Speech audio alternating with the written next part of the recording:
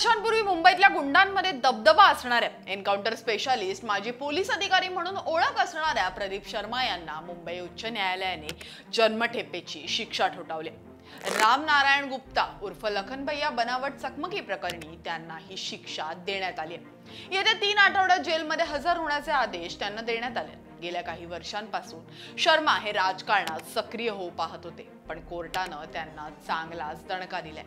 2006 मध्ये झालेल्या लखनभैया एन्काउंटरची चौकशी करण्यात आली होती। त्यानंतर ती चकमक बनावट असल्याचं एसआयटी चौकशीत उघड झालं होतं। या प्रकरणी मुंबई पोलिसातील 13 अधिकारी आणि पोलिसांना अटक देखील करण्यात आली होती। त्यात प्रदीप शर्मांचाही समावेश होता।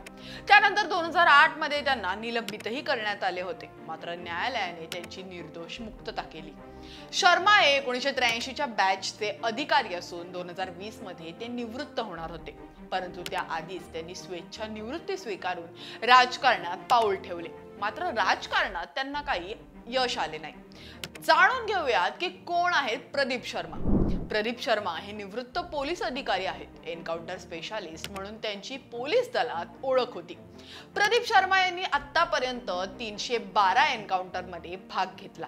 त्यांनी 100हून अधिक गुंडांचे एन्काउंटर केले। अंडरवर्ल्ड मधील गुंडांसहित लष्कर-ए-तोयबाच्या अतिरेक्यांचाही त्यात समावेश आहे।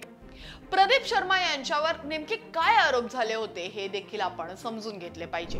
अंडरवर्ल्ड डॉन दाऊद इब्राहिमच्या इशाऱ्यावर काम करत असल्याचा आणि डी कंपनीच्या इशाऱ्यावर एन्काउंटर करत असल्याचा शर्मा यांच्यावर आरोप झाला होता। उद्योगपती मुकेश अंबानी यांचे निवासस्थान अँटेलिया बाहेर बॉम्ब ठेवणे आणि मनसुख हिरेन हत्या प्रकरणात देखील प्रदीप शर्मा यांचं नाव आलंय।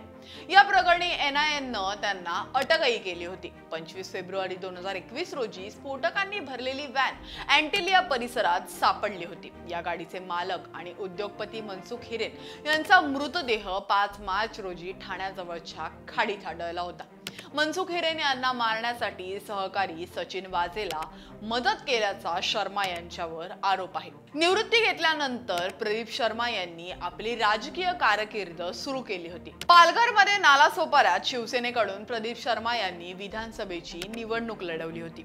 शर्मा कुटुंबीय मूळचे उत्तर प्रदेशातील आग्र्याचे, मात्र प्रदीप शर्मांचे वडील महाराष्ट्रातील धुळे जिल्ह्यात स्थलांतरित झाले। ते पेशाने शिक्षक होते। प्रदीप शर्मा यांचा जन्म जरी उत्तर प्रदेशातील असला तरी ते लहानपणापासूनच महाराष्ट्रात राहिले।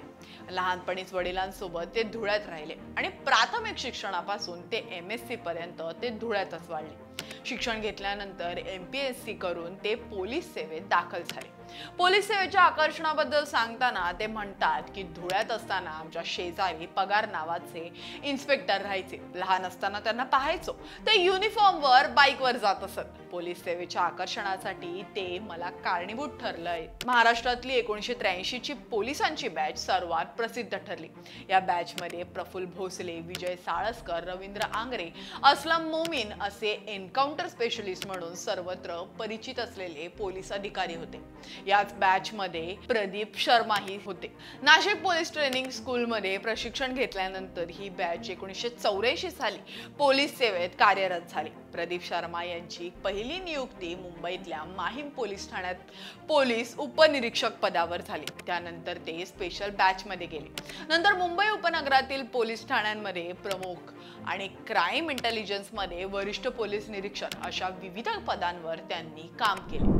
तर हा व्हिडिओ तुम्हाला कसा वाटला आम्हाला कमेंट करून नक्की कळवा। आणि हो, अजूनही तुम्ही मॅक्स महाराष्ट्र चॅनलला सबस्क्राइब केलं नसेल तर लगेचच करा।